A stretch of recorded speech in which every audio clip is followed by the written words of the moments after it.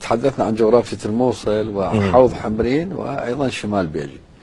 كانت هاي جغرافيا أيضا. نعم. هذه الجغرافيا جغرافيا حوض الثرثار اللي الآن الثقل الأكبر طبعا على الأبطال اللي ما حد يذكرهم نهائيا سرايا السلام.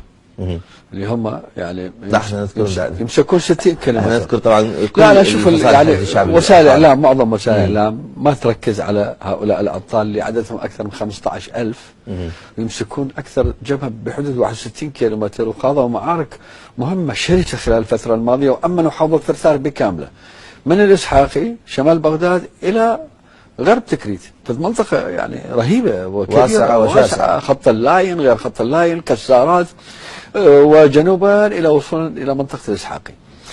هذه المنطقة حرمت داعش تماما من الحركة، وهي حلقة الربط بين الأنبار وبيجي. شوف أي تراخي بهذه المناطق تلاحظ رأسا نسمع أن معارك قد حصلت. لماذا؟ لأن داعش تريد هذه المناطق، تريد أن تكسر هذا الحاجز اللي يربط بين يعني المنطقتين جنوبا وشمالا. شمالا بيجي، جنوبا مباشرة ندخل إلى الفلوجة.